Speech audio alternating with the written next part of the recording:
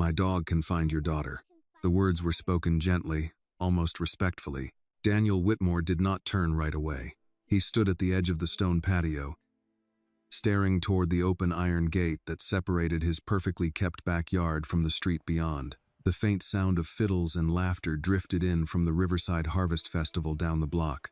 It was a bright Saturday afternoon, the kind neighbors described later as beautiful and peaceful. There was nothing peaceful inside Daniel's chest. He turned slowly. Annie stood a few steps behind him. 6 years old. Dark braids tied back neatly, grass stains on her knees. In her small hand, she held the leash of Daisy, the long-eared hound Lily adored. Daniel blinked once, steadying himself. "I'm sorry," he said, voice tight but controlled. "What did you say?" Annie lifted her chin slightly. "My dog can find your daughter." Daniel exhaled through his nose, almost a sharp laugh, though there was no humor in it. "We have security checking the neighborhood," he said carefully. "The police are on their way. There are officers already at the festival entrance." His words came faster. "They have trained dogs, tracking units." He shook his head once, as if correcting a misunderstanding. "This isn't a game, Annie." She didn't flinch. "I know, sir." Daniel ran a hand through his hair. He was a man used to problems that responded to planning, structure, expertise. "You hired the best people. You trusted professionals. You did not improvise with hope. Daisy is a hunting dog," Annie continued quietly. "She follows scent." Daniel glanced down at the hound. Daisy sat calmly, ears relaxed, eyes soft. She looked more like a family pet than a search animal. "Hunting rabbits isn't the same thing," Daniel said, more to himself than to Annie. "This is different." Annie nodded once. "Yes, sir, it is." He noticed something then. She wasn't arguing. She wasn't insisting. She was simply explaining. "She can smell Lily," Annie said. "Every day they play. Lily smells like strawberries and grass, and the soap in your upstairs bathroom." Daniel's jaw tightened. Strawberries. Lily's shampoo. He hadn't known Annie paid attention to things like that. "That doesn't mean she can track her through a crowd," Daniel replied. "There are hundreds of people down there. Food stands, smoke, music. You can't just..." He stopped himself, catching the edge in his tone. He knelt down, bringing himself level with Annie. His voice softened. "You understand this is serious, right?" "Yes, sir. And you think your dog can find her?" "How?" Annie hesitated only a second. "She needs something that smells like Lily." Daniel frowned. "She already smells her all the time. But she needs it strong," Annie said. "Like when my mom makes chili and the whole kitchen smells different. Daisy follows the strongest smell." Daniel studied her face. "What do you mean, something strong?" Annie's eyes brightened just slightly. "Lily's bracelet," she said. "The pink one with the little silver heart. She wears it every day. Or her blue sweater, the one she doesn't let anyone else wear." Daniel felt a flicker of recognition. The bracelet. Lily rarely took it off. It had been a birthday gift. She slept with it on. "She wasn't wearing the sweater," Daniel said automatically. "It's warm." "But the bracelet," Annie replied. "She wore it today." Daniel stood slowly. He remembered fastening it on her wrist that morning when she had asked him to make sure the clasp was tight. She had held her small arm out proudly, as if it were a royal jewel. He swallowed. "And if she dropped it?" he asked suddenly. Annie shook her head. "She wouldn't. She loves it." There was a quiet certainty in that answer that unsettled him more than bold confidence would have. Daniel looked toward the open gate again. The festival music rose and fell with the wind. A burst of applause echoed faintly. Security officers moved along the sidewalk outside the property. Radios crackled. Procedures unfolded the way they were meant to. Order, systems, control. Yet here stood a 6-year-old child offering something that had nothing to do with systems. "Even if I gave Daisy the bracelet," Daniel said carefully, "what makes you think she could follow it through all that noise?" Annie crouched beside Daisy and placed both hands gently along the dog's neck. "Because Daisy listens with her nose," she said, "not her ears." Daniel let out a breath he didn't realize he'd been holding. For a moment, he almost smiled at the simplicity of it.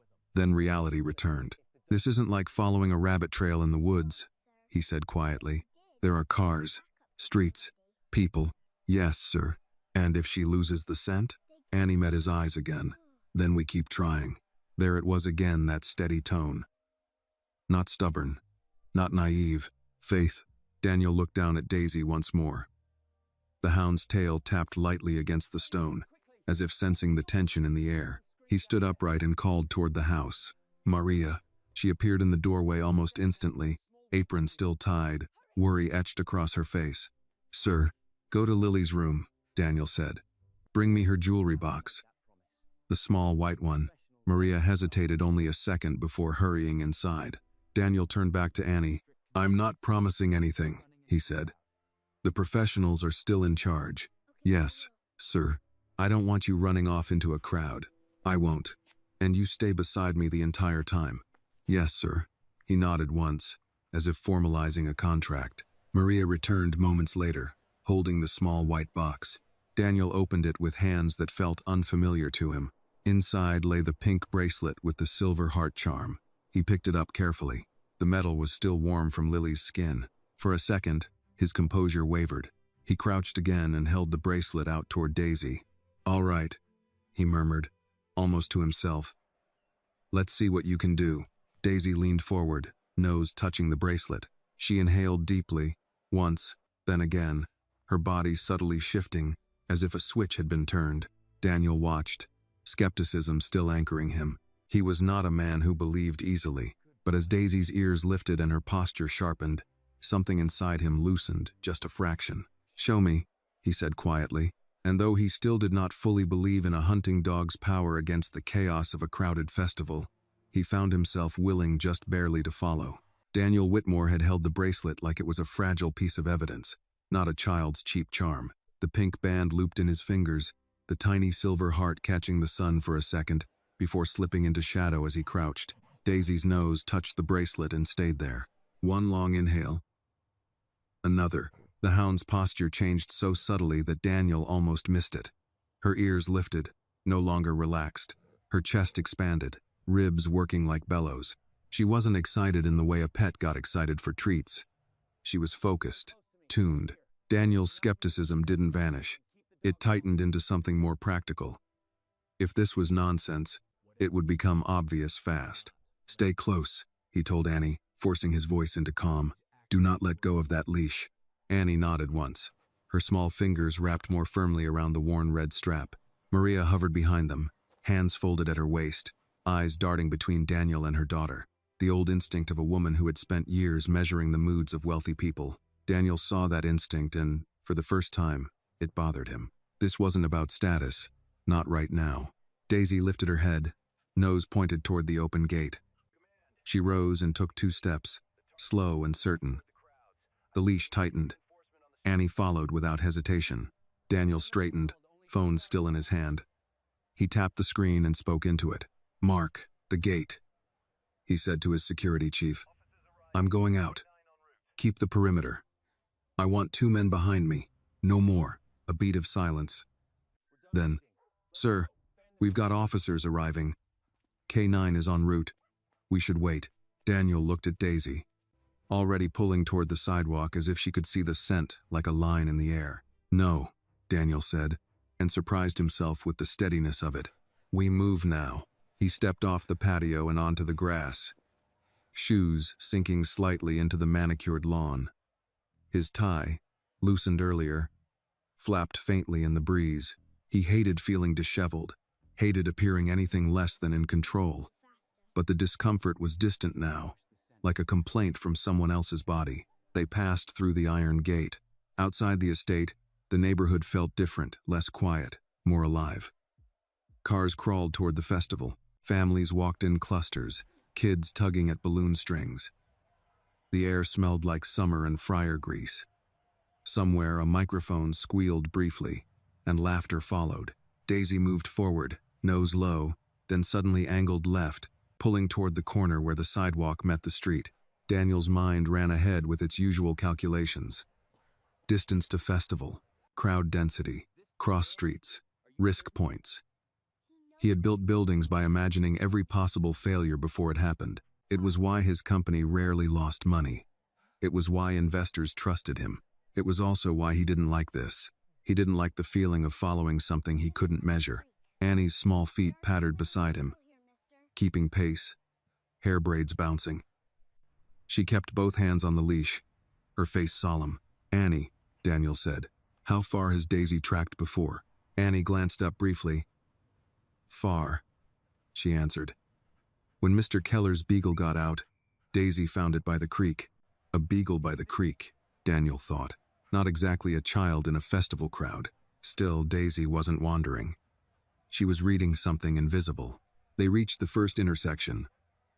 A volunteer in a fluorescent vest held up a hand, directing slow traffic toward the church parking lot where the festival had been set up. Daisy stopped at the curb, nose sweeping back and forth like a metronome.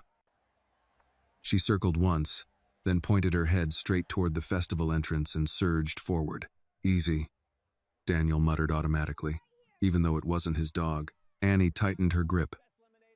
"Daisy," she said softly, not pleading, just reminding. The hound slowed a fraction, then continued. Two security men followed behind at Daniel's command, hands near their radios.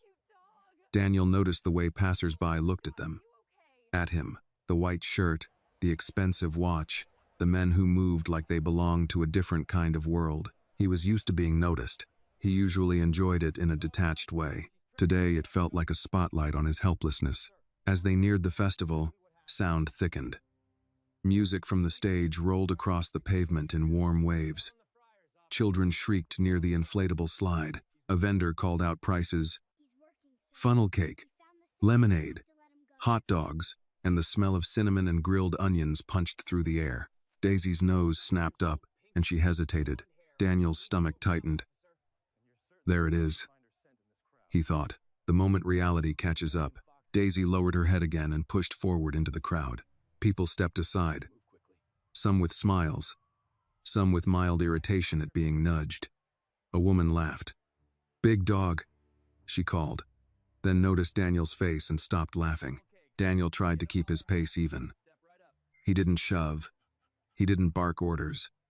He moved with a controlled urgency that made people part instinctively, like water around a stone. At the festival entrance, a police cruiser had just pulled up. An officer stepped out, already scanning the crowd. Daniel raised a hand. "Officer, my daughter." The officer held up a palm. "Sir, I'm Officer Riley. We're setting up a search radius." "What's her name?"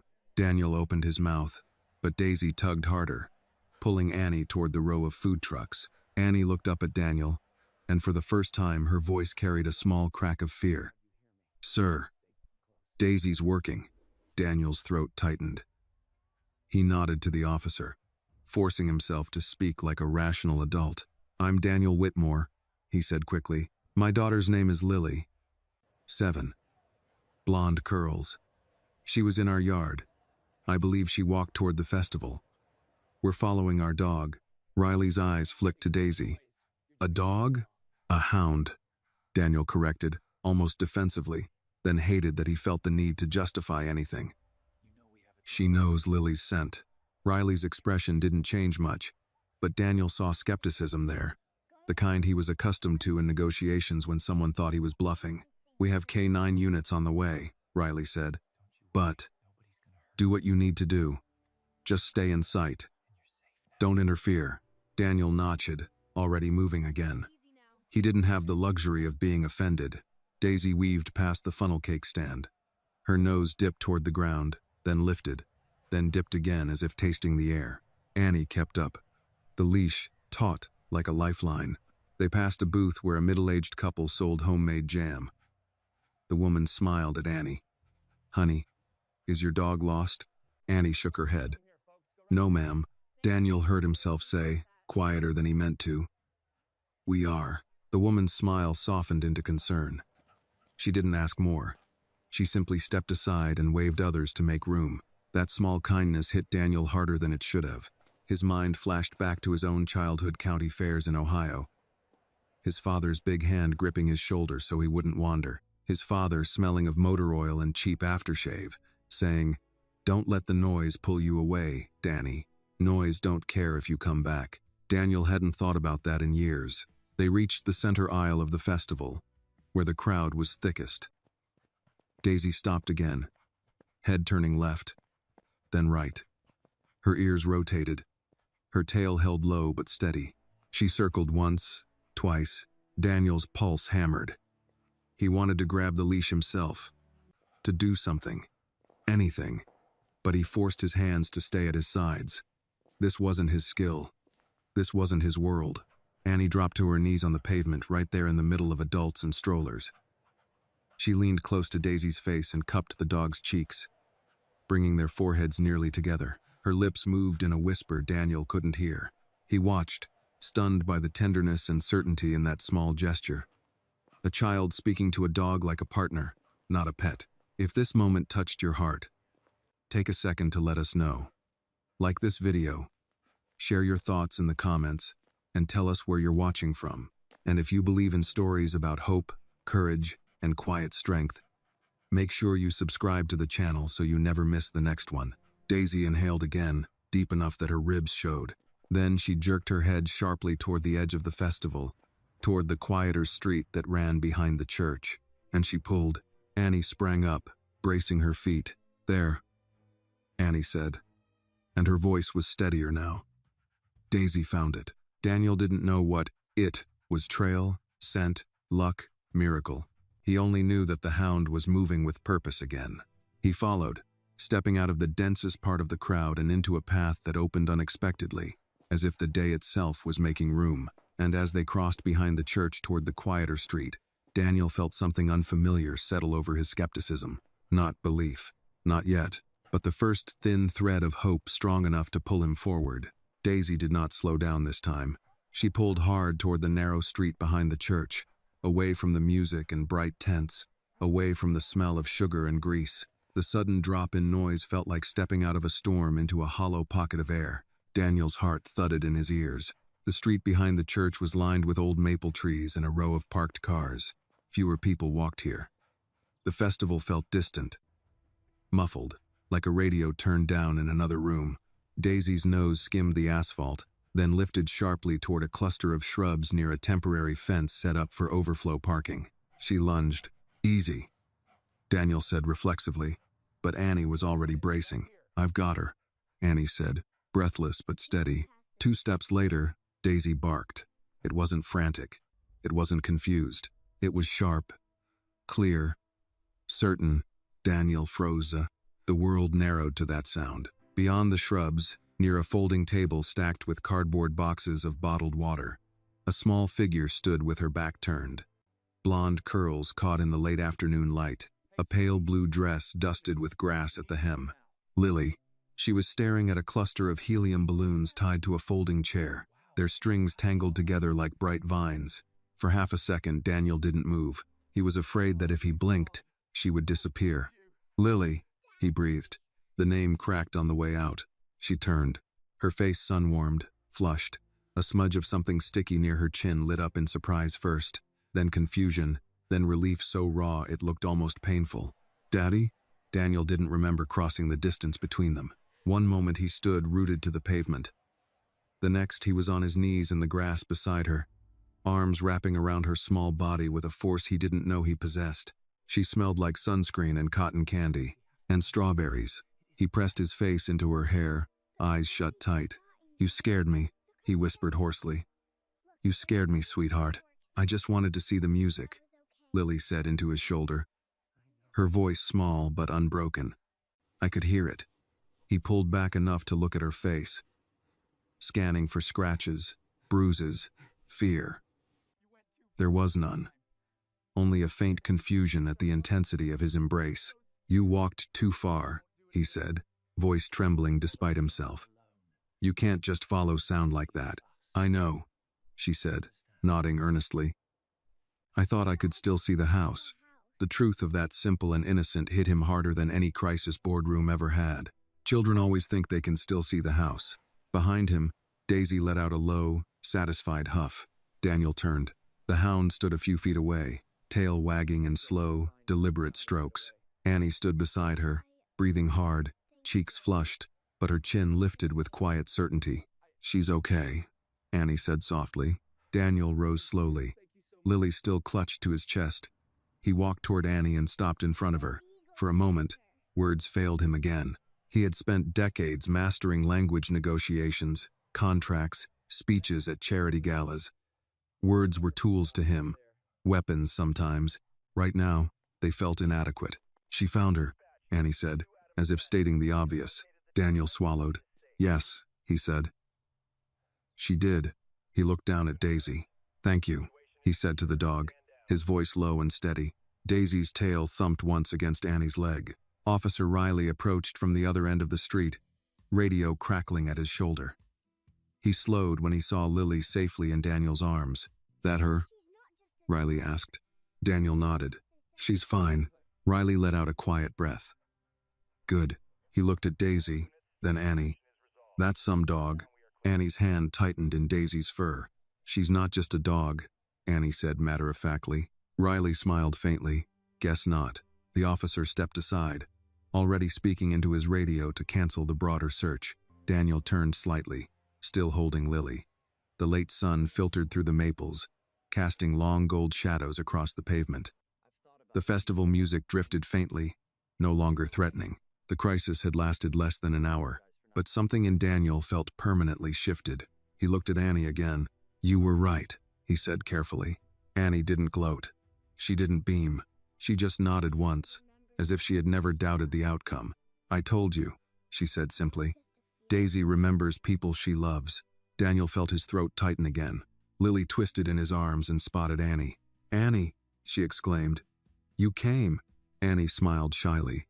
Daisy did, she corrected. Lily squirmed until Daniel lowered her to the ground. The two girls stood facing each other for a moment. Then Lily threw her arms around Annie in a spontaneous hug. Daniel watched it happen. His daughter, in her blue dress and scuffed sandals, hugging the housekeeper's child without hesitation. No hierarchy. No invisible lines drawn. Just relief. Daisy leaned forward and gently licked Lily's hand, as if confirming what her nose already knew. Lily giggled. She found me. Yes, Daniel said quietly. She did. He glanced toward the estate visible in the distance. The tall iron gate, the security cameras, the manicured hedges. All the money in the world had not been what brought Lily back into his arms. It had been a hound, and a 6-year-old girl who refused to be dismissed. Daniel straightened and extended his free hand to Annie. She looked at it, then at him, unsure. He didn't retract it. Thank you, he said again. This time not rushed, not distracted. I owe you more than I can say. Annie placed her small hand in his. Her grip was firm. You don't owe me, she replied. Lily's my friend. The words landed with quiet weight. Not charity, not transaction. Friend. Daniel released her hand slowly. Maria approached at a hurried pace from the direction of the festival, eyes wide. When she saw Lily safe, she pressed a hand to her mouth, tears springing instantly. Oh, thank God, she whispered. Daniel met her eyes. She's safe, he said. Maria nodded, then looked at Annie, then at Daisy. Pride flickered across her tired face. Daniel adjusted Lily on his hip and took a deep breath. We're going home, he said gently. All of us. As they began walking back toward the estate together, Lily holding Annie's hand, Daisy padding proudly at their side, Daniel felt the world settle into place again, but not exactly as it had been. Something had shifted. Control, he realized, was not the same as security. And faith in something simple, something loyal might be stronger than any system money could build. The sun dipped lower behind the church steeple, casting the four of them in long, shared shadow as they crossed back toward the iron gates. For the first time that afternoon, Daniel allowed himself to breathe fully. Lily was safe, because someone he almost didn't believe had believed enough for both of them. The walk back to the Whitmore estate felt different from the frantic rush toward the festival. The air had cooled slightly, late afternoon light turning amber as it slipped between the trees. Lily walked in the middle now, one hand in her father's, the other still clutching Annie's fingers as if letting go might undo everything that had just happened. Daisy padded proudly at their side, head high, tail swaying with quiet satisfaction. Daniel noticed how people looked at them as they passed first at him, then at Lily, then at the big hound, and finally at Annie. He had spent most of his adult life ignoring the way the world arranged itself around wealth. Today, he could not ignore anything. At the iron gate, Mark stood waiting, posture rigid until he saw Lily's face. Relief softened him instantly. "Sir," Mark said, stepping forward. "We had units covering the north side." "I'm glad. It's handled," Daniel replied, not coldly, but with finality. "Thank you." Mark's eyes flicked briefly toward Daisy, then Annie. He nodded once. Inside the gate, the estate returned to its usual quiet. The fountain in the circular driveway murmured softly. The hedges stood trimmed to geometric perfection. The house itself, all white stone and tall windows, gleamed in the fading light. Lily looked up at her father. "Can Annie come inside?" she asked. Daniel didn't hesitate. "Yes," he said. "She can." Maria slowed a fraction at that, surprised. Annie glanced at her mother for permission. Maria gave a small nod. "Only for a little while," she said gently. Inside, the cool air carried the faint scent of polished wood and lemon cleaner. Lily kicked off her sandals by the door the way she always did, forgetting the house rules in her relief. Daniel didn't correct her. He knelt in front of her instead. "Listen to me," he said softly. "You don't ever leave the yard without telling me. Not for music, not for balloons. Do you understand?" Lily's lower lip trembled slightly, not from fear, but from realizing the weight of what had happened. "I'm sorry, Daddy." He pulled her into another hug, gentler this time. "I know," he murmured. "I know."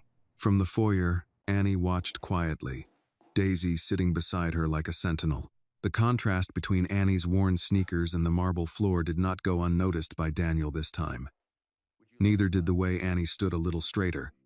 Not shrinking, not intimidated. He rose and walked toward her. "Would you like some lemonade?" he asked. Annie blinked, startled by the directness. "Yes, sir." "Daniel," he corrected automatically, then paused. He wasn't used to correcting children that way. "You can call me Mr. Whitmore."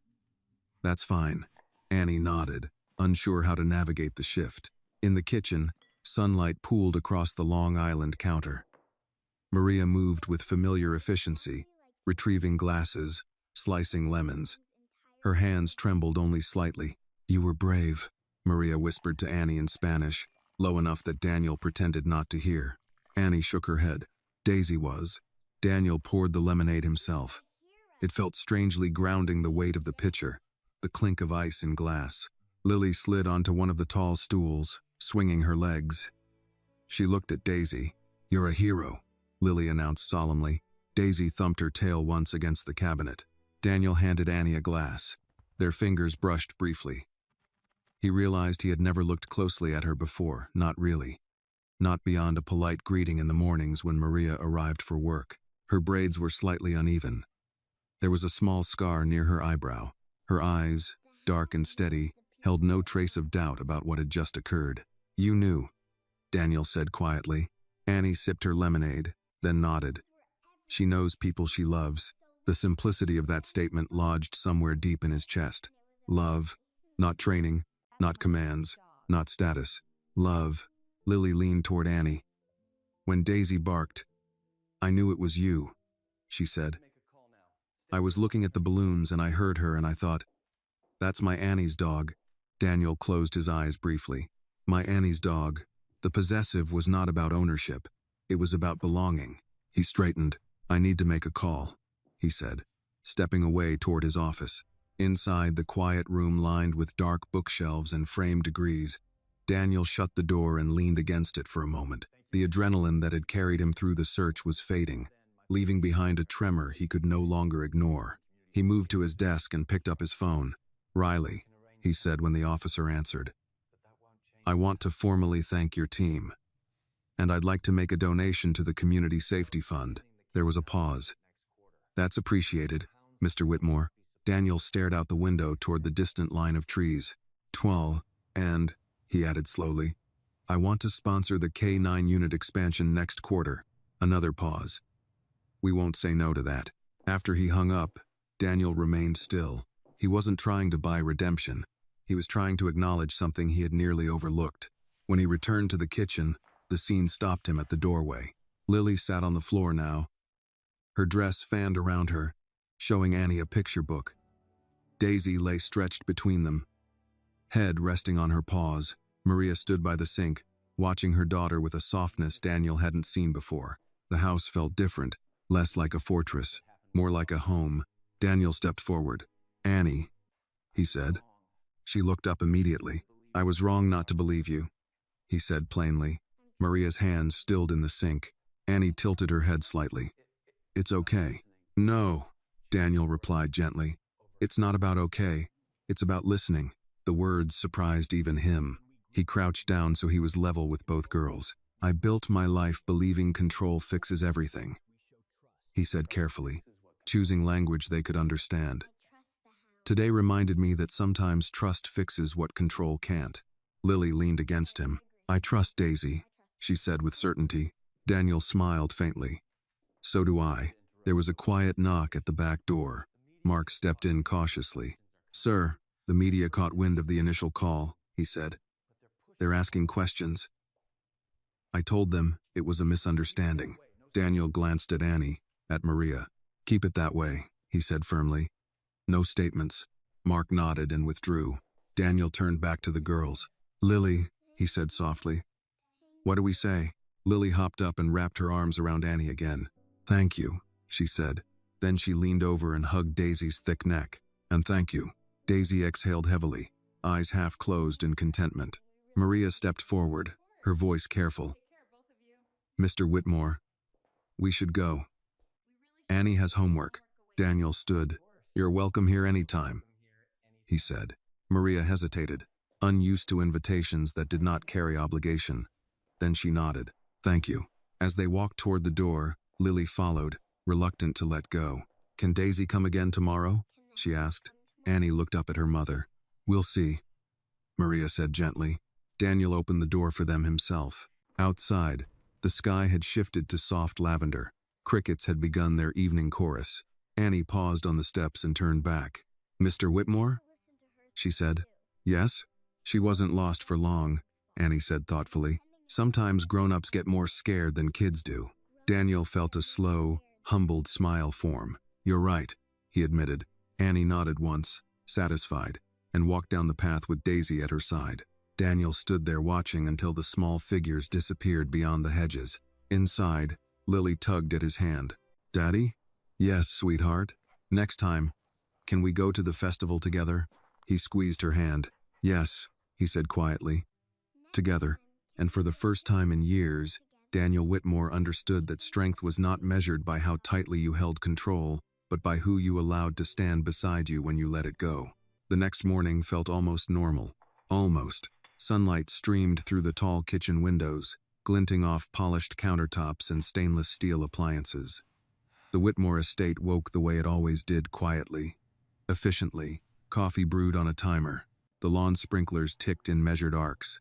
A delivery truck hummed past the gates. But Daniel Whitmore had been awake since 4:17 a.m.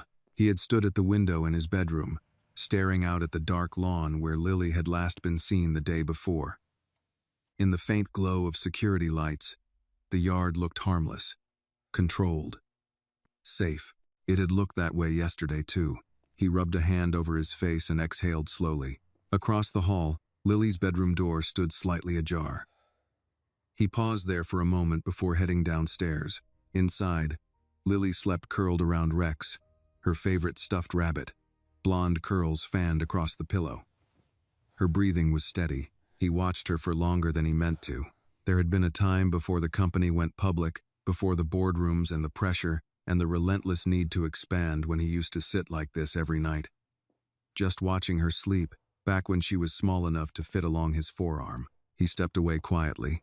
In the kitchen, Maria was already there, as she had been for years, preparing breakfast. The smell of scrambled eggs and toast filled the room. "Good morning, Mr. Whitmore," she said gently. "Daniel," he corrected again, automatically, then paused. "Please." She looked at him carefully, uncertain whether to accept the familiarity. "Good morning, Daniel." He nodded once and poured himself coffee. "Did Annie sleep well?" he asked. Maria's expression softened. "She did. She told the story 3 times before bed." Daniel gave a small, thoughtful smile. She earned that. Maria hesitated before speaking again. She has always believed in Daisy, even when others laugh. Daniel stirred his coffee slowly. I won't laugh again, he said. The words were simple, but they were not light. Lily padded into the kitchen moments later, hair tangled, rubbing one eye. Daddy? He crouched instinctively as she ran into his arms. Right here, he murmured. She clung to him longer than usual. Not frightened, just aware. Can Annie come over after school? She asked immediately. Daniel glanced at Maria. If her mother agrees, he said carefully. Maria gave a small nod. We will see. Later that morning, Daniel found himself canceling 2 meetings he would normally never move. His assistant sounded surprised. Is everything all right, Mr. Whitmore? Yes, he replied. Everything is exactly as it should be. He meant it. By early afternoon, he drove himself to the office downtown, a sleek glass tower bearing his company's name. The lobby gleamed. Executives moved with purpose. Investors waited for assurances. Daniel delivered them smoothly, but halfway through a presentation on expansion into 3 new states, his gaze drifted to the city beyond the windows. Traffic pulsed. People crossed streets without security details, without private gates. Children walked home from school holding hands. He lost his place for half a second. Daniel? One board member prompted gently. He recovered immediately. Numbers resumed. Charts made sense again. Control restored. Yet something lingered. After the meeting, his longtime business partner, Robert Hale, caught up with him in the hallway. Heard there was some excitement at your place yesterday, Robert said lightly. Kids wander. It happens. Daniel's jaw tightened almost imperceptibly. It wasn't excitement, he replied evenly. It was a reminder. Robert chuckled. Of what? That control is an illusion. Robert studied him more closely. You don't usually talk like that. Daniel didn't respond. That evening, back at the estate, the air felt lighter. Lily had returned from school full of energy, eager to retell the story to anyone who would listen, and Daisy just pulled and pulled. She explained dramatically as Annie sat beside her on the living room rug. And then she barked, like this woof, and Daddy ran faster than I've ever seen. Annie giggled. Maria sat on the edge of the sofa, hands folded in her lap. Daniel stood near the fireplace, watching the 2 girls. Daisy lay stretched between them, tail occasionally thumping when Lily's voice grew animated. Daddy cried, Lily added bluntly. Daniel raised an eyebrow. Did I? Yes, Lily insisted. A little. Annie looked up at him thoughtfully. It's okay, she said. My mom says grown-ups who don't cry just forget how. Maria flushed slightly at being quoted. Daniel felt something warm and humbling settle over him again. Your mom sounds wise, he said. She is, Annie replied without hesitation. The afternoon sun painted the room in gold. Dust motes drifted lazily through the light. For the first time in years, Daniel did not feel the need to check his phone. He sat down on the floor beside the girls. Lily leaned into his side. Annie shifted slightly to make room. Daisy adjusted accordingly, as if this arrangement was the most natural thing in the world. Daniel looked at Annie. What do you want to be when you grow up? He asked. Annie considered the question seriously. A veterinarian, she said. So dogs don't hurt and nobody ignores them. Maria's eyes flickered with surprise. Daniel nodded slowly. That's a good goal. Lily perked up. I want to be a singer, but I won't walk away from the house. They all laughed softly. Daniel's gaze moved between the 2 girls, their different backgrounds, their identical laughter. For years, he had believed that providing was the same as protecting. Now he wasn't so sure. Later, as the sun dipped low, Maria stood. We should go, she said gently. Homework. Dinner. Daniel rose as well. Stay, Lily protested. You'll see each other tomorrow, Annie assured her. At the door, Daniel handed Maria a small envelope. She stiffened slightly. Mr. Daniel, I told you. It's not money, he said quickly. It's information. She hesitated, then opened it. Inside was a brochure for a local veterinary youth program fully sponsored. Maria looked up sharply. For Annie, Daniel said. If she wants it. Annie's eyes widened. Maria's throat tightened visibly. You don't owe us, she said quietly. Daniel met her gaze. I'm not paying a debt, he replied. I'm investing in someone who showed me what loyalty looks like. Silence stretched between them. Then Maria nodded once. Thank you, she said. As Annie and Daisy stepped off the porch, Lily called out, See you tomorrow. Tomorrow, Annie echoed. Daniel watched them walk down the path again. The same small figures as yesterday, but now something fundamental had shifted. The estate gates stood tall and iron, but they no longer felt like walls. They felt like something that could open. 3 days passed without incident. Routine returned in quiet layers. Lily went to school each morning with her pink backpack and mismatched socks. Maria arrived at 7, sharp, apron folded neatly in her bag. Annie walked beside her mother, Daisy trotting close, the hound's heavy paws surprisingly graceful on the sidewalk. Daniel began noticing things he had not noticed before. The way Annie always checked both directions twice before crossing the street. The way Maria greeted the security guard by name. The way Daisy paused at the iron gates each morning, not hesitant, just aware. On Thursday afternoon, Daniel came home earlier than usual. He found Lily and Annie sprawled across the living room floor, working on a poster board for a school project. Glitter clung to their fingers. A half-open box of crayons lay between them. Daisy rested nearby, head on her paws, eyes tracking the girls lazily. What's the project? Daniel asked. Lily looked up brightly. Community helpers, Annie added. We're drawing police officers, doctors, and veterinarians. Daniel smiled faintly. That's ambitious. Lily held up a drawing. It was unmistakably Daisy, large, gray, with a heroic expression and an oversized badge drawn crookedly on her chest. She's a search dog, Lily explained proudly. Like the ones on TV, Annie studied her own drawing carefully. Her veterinarian wore simple scrubs and knelt beside a dog with a stitched ear. Daniel crouched beside them. You know, he said thoughtfully, community helpers don't always wear uniforms. Lily tilted her head. Who else? He looked at Annie. Sometimes, he said slowly. They wear sneakers and hold a leash. Annie's ears reddened slightly, but she didn't look away. Maria stood in the doorway, watching. That evening, as twilight settled over the estate, Daniel received a call he had not expected. It was Officer Riley. Mr. Connett. Whitmore, Riley began, voice professional but measured. We've had 2 reports in neighboring districts this month. Young kids wandering off during public events. Nothing serious, but close calls. Daniel's stomach tightened. Patterns? He asked. Not exactly, Riley said. But we're increasing patrol presence. I thought you'd want to know. Daniel thanked him and hung up slowly. He stepped out onto the back patio, watching Lily chase Daisy across the grass while Annie timed them with exaggerated seriousness. The yard looked the same as it had before, but Daniel no longer saw safety as automatic. He saw vulnerability. Later that night, after Annie and Maria had gone home, Daniel sat alone in his study. The house was quiet, except for the faint hum of the refrigerator and the distant tick of the grandfather clock in the hallway. He opened his laptop and pulled up local community safety reports. He didn't like what he saw. Nothing dramatic. No kidnappings. No headlines. Just small, almost dismissed incidents. Children separated from parents. A toddler found 2 blocks from home. A 7-year-old who followed a street performer too far. Close calls. Close calls add up, he thought. His phone buzzed. A text from Maria. Thank you again. Annie can't stop talking about the veterinary program. He stared at the message for a long moment before replying. She earned it. He hesitated, then added, so did Daisy.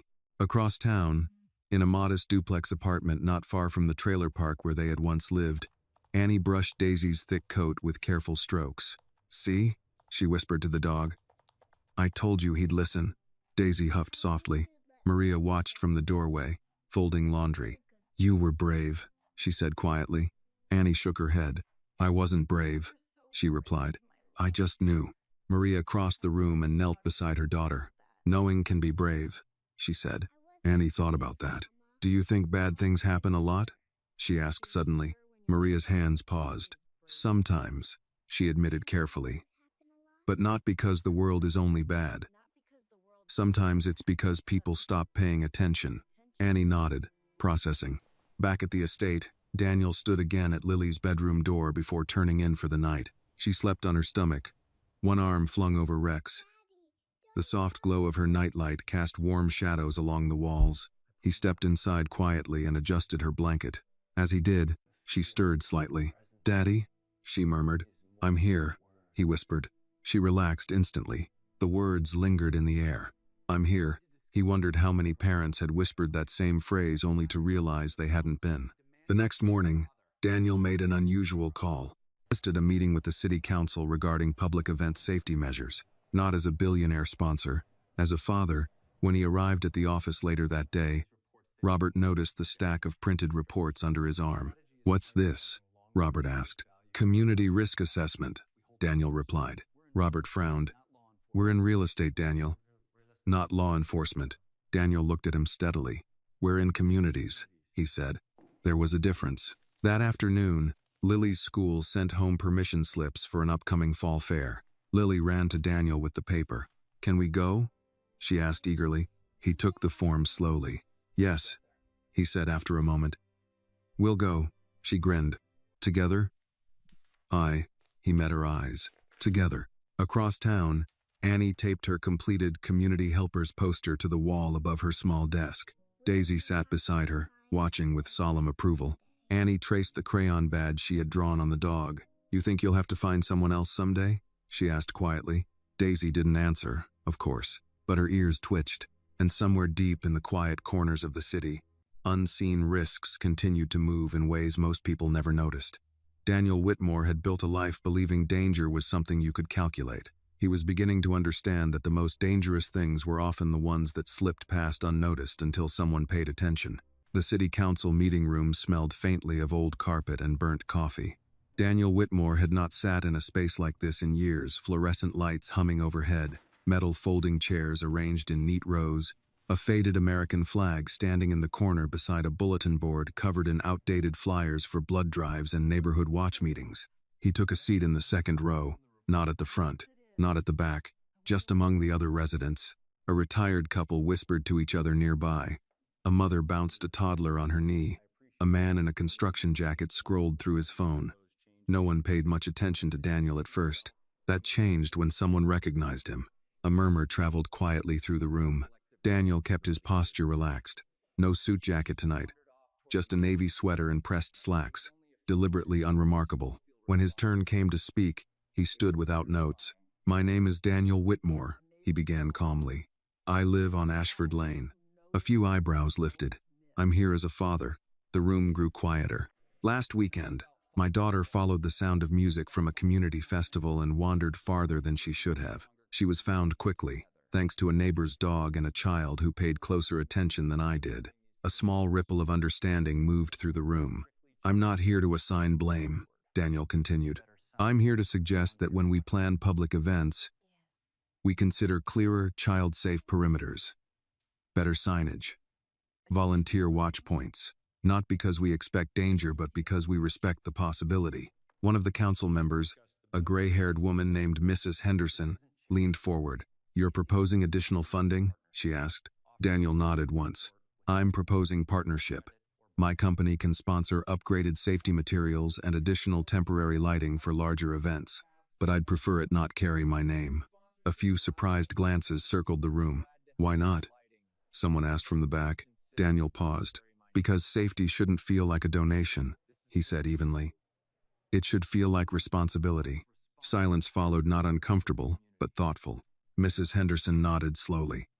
"We'll review your proposal." After the meeting, several parents approached him quietly. "Thank you," one mother said. "It's easy to think it won't happen to us." Daniel met her gaze. "It almost did," he replied. Later that evening, he drove home with the windows cracked open, cool autumn air filling the car. The city looked different tonight, not threatening, not fragile, just layered, complex. He thought about Annie kneeling in the middle of a crowd, whispering to Daisy, about how easily he had dismissed her certainty. He thought about the phrase she had said days ago, "Sometimes grown-ups get more scared than kids do." He had built an empire on anticipating fear, but children, he realized, lived on trust. At the estate, he found Lily and Annie in the backyard again. The sun was setting behind the trees, casting long amber light across the lawn. Daisy was running short, controlled sprints while Annie called out directions like a tiny coach. Left. Good. Sit. Daisy obeyed instantly, muscles coiled and precise. Lily clapped enthusiastically. She's so smart. Daniel leaned against the patio railing. Training? He asked lightly. Annie glanced over. Practice, she corrected. She likes to work. Daniel walked closer. Can she track without a bracelet? He asked. Annie nodded thoughtfully. If she smelled something enough times. Lily brightened. Like my backpack. Daniel exchanged a look with Maria, who stood nearby folding towels. Let's not test that, he said gently. They all laughed. As the evening deepened, the girls settled on the grass. Daisy stretched between them. Fireflies blinked faintly near the hedge line. Daniel lowered himself onto the patio step. Annie, he said after a moment, have you ever thought about training Daisy formally? Search and rescue? Annie's eyes widened. Like real missions? Yes. Maria stiffened slightly at that word. Daniel noticed. It wouldn't mean danger, he clarified. It would mean structure, certification, community service. Annie looked down at Daisy, stroking her ear. Would she still be mine? She asked quietly. The question was simple, but it carried more than ownership. Daniel understood that. Yes, he said firmly. Always yours. Annie nodded slowly. I'll think about it. The wind shifted slightly, cooler now. Across the hedge line, a car drove slowly down the street before continuing on. Daniel's eyes tracked it automatically. He didn't miss things as easily anymore. Later that night, after Annie and Maria had gone home, Daniel sat at the kitchen table reviewing blueprints not for buildings this time, but for temporary event layouts, barrier placements, sightline angles, volunteer check-in stations. Lily wandered in, sleepy. What are you building? She asked, climbing into his lap. Safer festivals, he said. She considered that seriously. Can Annie come to the next one? Yes, he replied. Together, she rested her head against his chest. Daddy, yes? If Daisy hadn't found me, would you have? He swallowed. Yes, he said quietly. I would have. But in the silence that followed, he admitted to himself that the answer had not been as certain 3 days ago. After Lily went to bed, Daniel stepped outside one last time. The lawn lay still under the moonlight. Security lights glowed softly along the perimeter. The world appeared calm, but Daniel knew now that calm was not the same as safe. Across town, Annie lay in bed staring at the ceiling. Mom? Yes. Do you think Mr. Whitmore trusts us now? Maria thought for a moment. I think he's learning, she said. Annie smiled faintly in the dark. Daisy shifted at the foot of the bed, releasing a low, contented sigh. Somewhere in the city, distant sirens wailed briefly and faded. Life moved, risks moved, but so did people who paid attention. Daniel Whitmore had started something with a council meeting and a promise. He did not yet know that attention, once awakened, would reveal more than wandering children and misplaced trust. Sometimes, when you begin looking for danger, you also begin uncovering truth. The first sign that something was wrong came quietly. It was Saturday morning, clear and cool, the kind of crisp autumn day that made the sky look sharper than usual. The Whitmore estate lawn shimmered with dew, and fallen leaves gathered along the edge of the driveway like small amber warnings. Daniel was in the backyard with Lily and Annie. They had decided to practice tracking games, as Lily called them. It had started as a joke. Daniel had hidden one of Lily's scarves behind the oak tree, while Annie held Daisy back by the collar. Ready? Annie asked. Daisy's muscles trembled with anticipation. Go. The hound shot forward, nose low, weaving past garden stones and trimmed hedges with controlled intensity. Within seconds, she barked once at the base of the oak. Lily cheered. Daniel smiled, but his eyes were elsewhere. Beyond the hedgerow that bordered the estate, a dark sedan idled briefly at the curb. Not unusual. People slowed down near large properties all the time, but this car did not simply slow. It stopped. The engine hummed. Daniel's posture stiffened almost imperceptibly. Again! Lily cried, already running toward the tree. Daniel stepped casually toward the hedge, as if stretching his legs. The sedan's windows were tinted. The front windshield caught the morning light, hiding whoever sat inside. He memorized the license plate automatically. Then, as if aware of being observed, the car rolled forward and disappeared down the street. Daniel remained still for a moment longer than necessary. "Daddy?" Lily called. He turned, smile already restored. "Coming." He said nothing, but he filed it away. Later that afternoon, Annie and Maria stayed for lunch. Daniel had insisted. The dining room felt less formal now. Lily had convinced everyone to sit at the smaller breakfast table, instead of the long, polished oak one that could seat 12. Daisy lay beneath the table, occasionally thumping her tail when crumbs fell. They ate grilled chicken, roasted vegetables, and warm rolls. Simple, comfortable. Conversation drifted easily until Maria paused mid-sentence. "Annie," she said quietly, "did you leave Daisy outside alone yesterday afternoon?" Annie frowned. "No," Maria hesitated. "The neighbor mentioned seeing someone near the fence." Daniel's fork stilled. "What neighbor?" he asked calmly. "Mrs. Klein," Maria replied. She said a man walked past slowly. She thought he was looking for an address. Daniel's jaw tightened subtly. "Did Daisy react?" he asked. Annie shook her head. "She didn't bark," Maria added. But she was restless that evening. Daniel leaned back in his chair, expression thoughtful, restless. Daisy did not bark unnecessarily. She did not startle easily. "Annie," he said gently, "if Daisy senses something unusual, I want you to tell me. Immediately." Annie nodded. "I will." That night, Daniel reviewed the security footage from the exterior cameras. At 3:14 p.m., a man in a gray hoodie had walked along the outer sidewalk. He had paused near the hedge, glanced toward the house, then continued on. Nothing illegal, nothing overt, but something about the way he had paused lingered. Daniel zoomed in.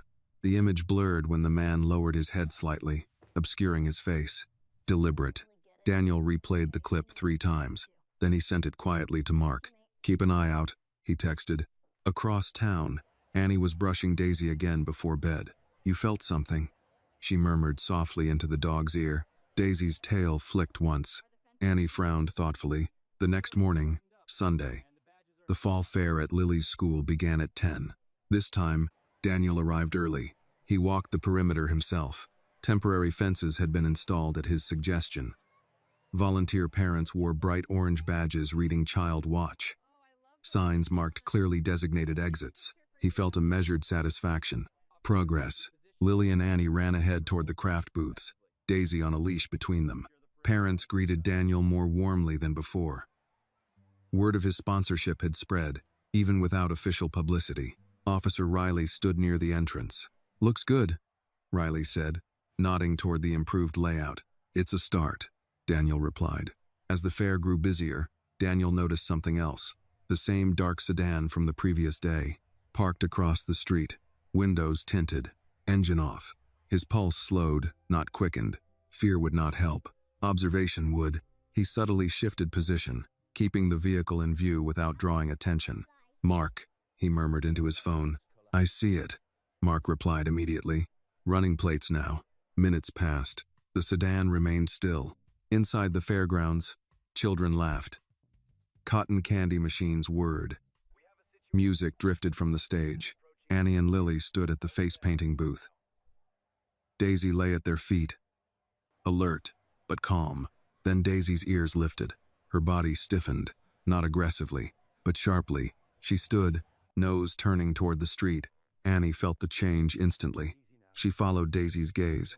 Across the street, the sedan's driver's side door cracked open slightly, just enough to reveal a shape shifting inside. Daniel's entire focus narrowed. "Stay here," he told Mark quietly, already stepping forward. But before he could move farther, Daisy let out a deep, warning bark. Not the triumphant bark of finding someone. Not playful. A barrier. Heads turned. The man inside the sedan hesitated. Daisy barked again louder. Annie tightened her grip on the leash. "Daisy," she said firmly, not panicked, just anchoring. The car door shut abruptly. The engine roared to life, and the sedan pulled away fast. Too fast for coincidence. Silence hung in the air for half a second before the fair's normal sounds resumed. Most people hadn't even noticed. Daniel had. Officer Riley had. Mark had. Daniel walked calmly back toward Annie and Lily. "You did good," he said quietly to Annie. Annie looked up at him, eyes serious. "She didn't like him," she said simply. Daniel nodded. "I didn't either." Lily tugged on his sleeve, oblivious. Can we get caramel apples? He forced a gentle smile. Yes, he said. We can. But as he stood in line for apples, his mind was elsewhere. This was no wandering child, no coincidence. Someone had been watching, and Daisy had noticed first. Again, that evening, as the sun sank low and the estate lights flickered on, Daniel stood alone by the hedge, where the sedan had paused 2 days before. The world felt peaceful, too peaceful. He no longer saw risk as abstract. It had shape now. Movement. Intention. He thought of Annie's quiet certainty, of Daisy's unwavering instinct. Loyalty is protection, Annie had once implied, without saying it. Daniel inhaled slowly. Whoever had been watching had just learned something important. The Whitmore estate was not unguarded, and it was not alone. Daniel did not sleep well that night. Not because he was panicked, because he was thinking. There was a difference. He lay in bed staring at the ceiling, replaying the moment in his mind. The sedan parked too long, the door cracking open, Daisy's bark low, unmistakably warning. It hadn't been random, it hadn't been curiosity, it had been calculation. By morning, Daniel had already made 3 decisions. First, he would not alert Lily. Second, he would not overreact publicly. Third, he would find out who had been watching. At breakfast, the house felt ordinary again. Lily chattered about the fair. Annie described the face paint design she'd chosen, a small blue paw print on her wrist that had nearly faded by now.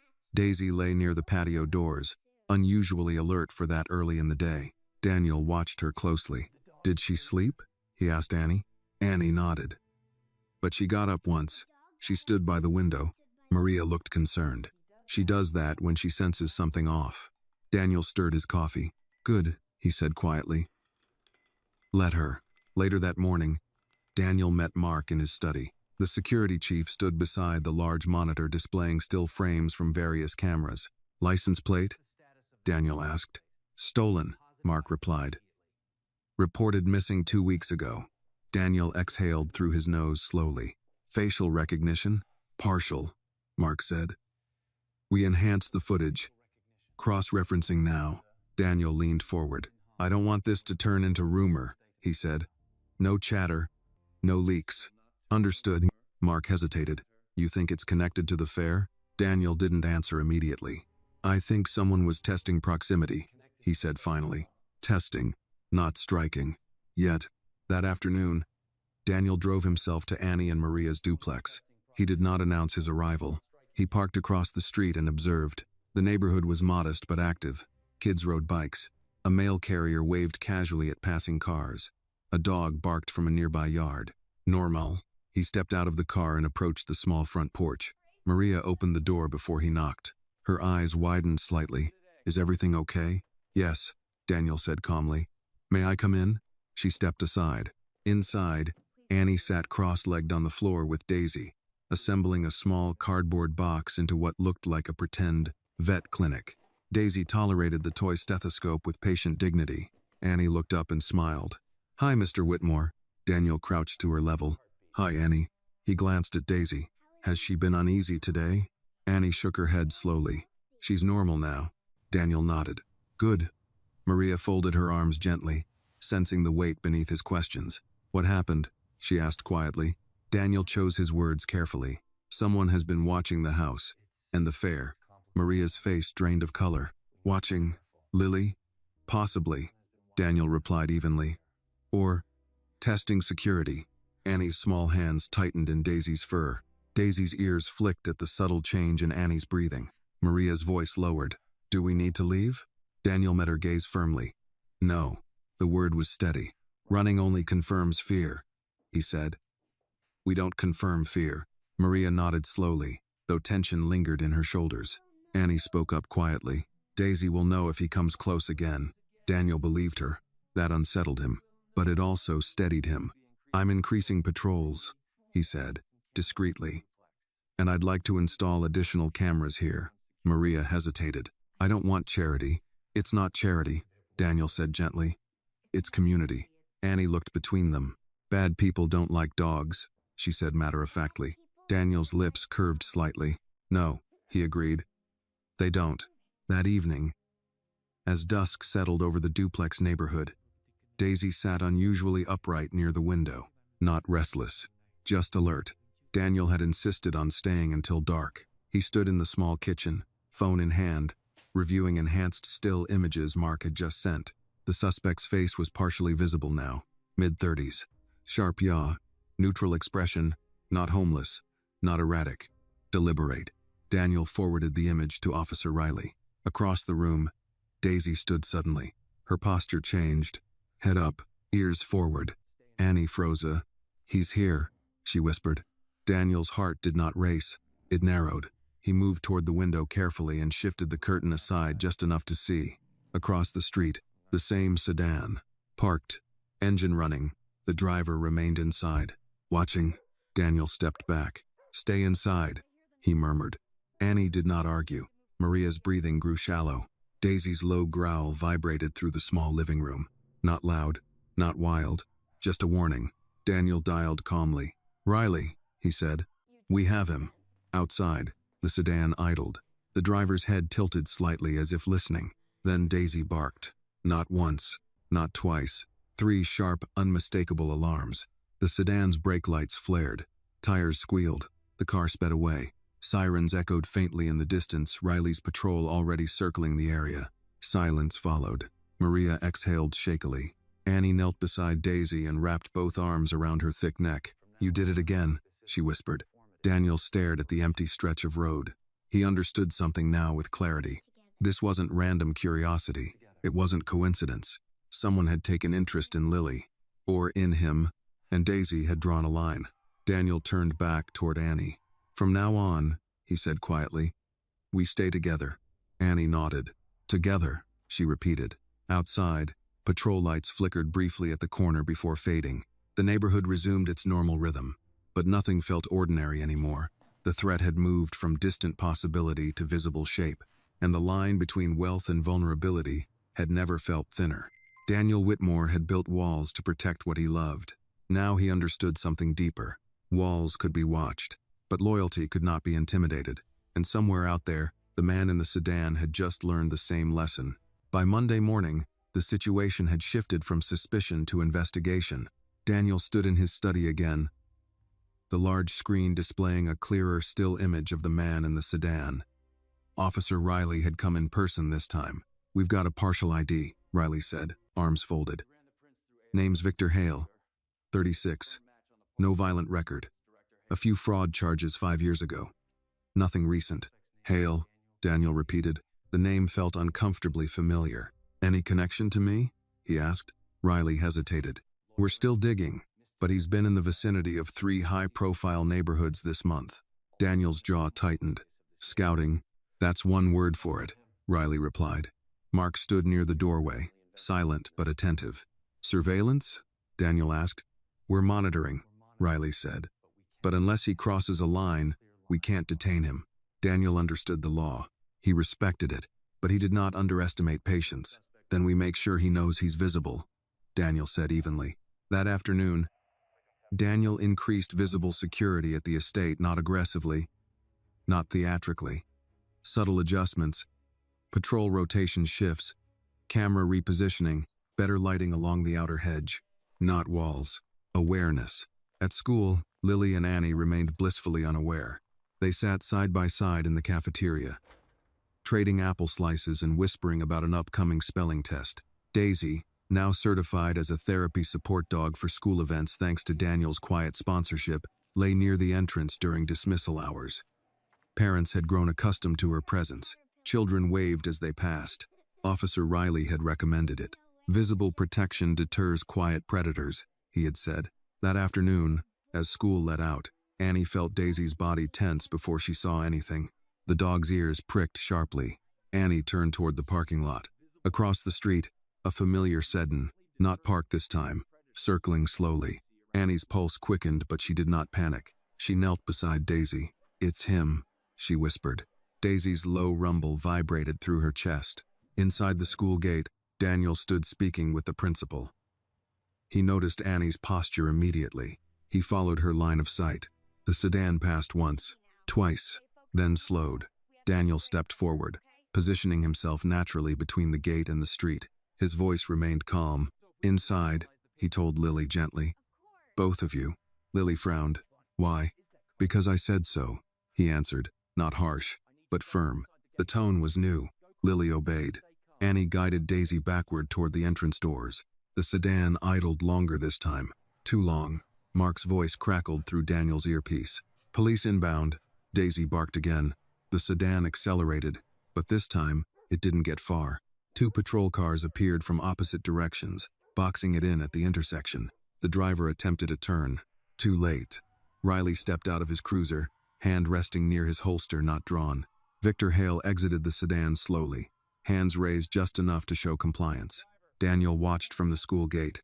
No fear, only clarity. Victor's gaze flicked briefly toward him, then toward the school building, then toward Daisy. The hound stood rigid, silent now, but fully alert. Victor's expression shifted subtle irritation, recognition. He knew he had been identified. Riley approached Daniel minutes later. "We'll bring him in for questioning," he said. "Suspicious behavior near a school gives us room." Daniel nodded. "What was he looking for?" Lily asked quietly beside him. Daniel crouched. "Nothing he's going to find," he said. That evening, the city buzzed quietly with rumor. High-profile businessman, school surveillance, arrest. Daniel avoided the press. He remained focused. At the station, Victor Hale sat across from Officer Riley under fluorescent light. "Just driving," Victor insisted. "Public roads." "You've been near 3 specific neighborhoods," Riley replied calmly. 2 parks, 1 private estate, now a school. Victor shrugged. "Nice areas." Riley slid a photograph across the table. Daisy's image, captured clearly during one of the fair days. Victor's jaw tightened almost imperceptibly. "A dog," he muttered. "Yes," Riley said. "A dog." Back at the estate, Daniel sat on the patio while Lily and Annie built a small cardboard clinic for Daisy under the oak tree. The air felt different now, tighter, but steadier. Maria approached Daniel quietly. "Will he come back?" she asked. Daniel stared at the horizon for a long moment. "Not like this," he said. Annie walked over, Daisy beside her. "Is he bad?" she asked directly. Daniel considered the question carefully. "He made bad choices," he replied. "That's different." Annie nodded thoughtfully. "Daisy doesn't like him," she said simply. Daniel glanced at the hound. "I trust her judgment." Night fell without incident. Security lights glowed softly along the perimeter. Daniel stood at Lily's door once more before bed. She looked up from her pillow. "Is the scary man gone?" Daniel sat beside her. "He's being questioned," he said honestly. "And we're safe." She studied his face. "You promise?" He placed a hand over hers. "I promise I will never stop paying attention." Across town, Annie lay in bed with Daisy curled near her feet. "You're braver than him," she whispered to the dog. Daisy's tail thumped once. At the police station, Victor Hale remained silent under questioning. He had not crossed the line far enough. Not yet. But Daniel Whitmore understood something clearly now. Predators test boundaries. They probe for weakness, and they retreat when confronted with loyalty that does not break. The line had been drawn, not by walls, not by wealth, but by a dog who refused to look away. Victor Hale did not confess. He did not threaten. He did not explain. After 12 hours of questioning and no concrete charge that would hold beyond suspicious conduct, he walked out of the station with a lawyer at his side, and a calm expression that unsettled Daniel more than anger would have. "He knows the lines," Officer Riley said quietly that evening. "He hasn't crossed one we can prove." Daniel stood beside his car in the station parking lot, hands in his coat pockets. "He was testing reaction time," Daniel replied. Riley nodded once, and he got it. Back at the estate, the night felt heavier than usual, not chaotic, not loud, just aware. Daniel had doubled patrols for the week. Mark had adjusted camera sensitivity along the outer fence. The security team rotated quietly, professionally. Inside, Lily and Annie were in the living room, finishing homework together while Daisy lay stretched between them like a silent guardian. Lily looked up. "Is he in jail?" she asked. Daniel paused. "No," he said honestly, "but he knows we're watching." Annie glanced at Daisy. "He won't like that." Daniel's gaze softened. "No," he agreed. "He won't." Maria stepped forward from the kitchen doorway. "We can stay home this week." she offered gently. No school events, no public outings. Daniel considered it. Fear tightens space, he thought. No, he said calmly. We live normally. We just live alert. Maria studied him carefully. She nodded. Later that night, as the girls slept Lily upstairs in her room, Annie staying over at Lily's insistence, Daniel sat alone in the dim light of his study. He replayed Victor Hale's face in his mind. Not unstable, not desperate, intentional. There was motive here, and Daniel did not believe it was random. He opened his laptop and searched deeper. Victor Hale. Fraud charges. Small-time investment schemes targeting wealthy retirees. No violence. No prior restraining orders. No public threats. Then one detail surfaced. 3 years ago, Hale had attempted to sue a real estate development company for breach of contract. The case had been dismissed. Daniel leaned closer. The company name caught his eye. Whitmore Development. The case had been minor. One of dozens filed and dismissed during a contentious acquisition period. Daniel did not remember it personally, but Victor Hale might. The realization settled slowly. This was not about Lily. It was about proximity, power, resentment. Someone who believed he had been overlooked or wronged. Daniel closed the laptop. Across the hall, Daisy lifted her head from the rug outside Lily's bedroom door. She had chosen that position herself. Annie lay asleep beside Lily on the bed, one arm thrown loosely over her friend. Two small silhouettes under a quilt patterned with stars. Daniel stood in the doorway for a long moment. They looked peaceful, untouched. He would keep it that way. The next morning, he met with his legal team. I want a full review of every dismissed claim filed by Victor Hale, he said. His attorney adjusted her glasses. You think this is retaliation? I think it's obsession, Daniel replied evenly. Do you want to pursue a restraining order? Daniel considered it carefully. Not yet, he said. We need grounds that hold. He was patient. He could afford patience, but Victor Hale might not. That afternoon, Daisy's behavior shifted again. Annie noticed first. The dog paced near the front windows, not barking, not growling, just watching. He's close, Annie said quietly. Daniel moved to the security monitor. Nothing visible on camera, but Daisy did not move from the window. 10 minutes later, Mark's voice crackled through the intercom. Black SUV 2 blocks south. Parked. Engine off. Daniel's jaw tightened. Plate? Different vehicle. Same driver. Victor was escalating. Testing response again. This time, Daniel did not wait for police to intercept. He stepped outside. Not recklessly. Not alone, Mark remained within distance, but visible. He stood at the edge of the driveway, posture relaxed, hands at his sides. Across the distant block, the SUV's engine started. Victor stepped out briefly. Their eyes met, not through tinted glass, directly. Victor's expression held something colder than anger. Frustration. Daniel did not speak. He did not gesture. He simply held the gaze. Behind him, Daisy appeared at the gate, silent but alert. Victor noticed. His gaze flicked to the dog, then back to Daniel. The message was unspoken but clear. You're not alone.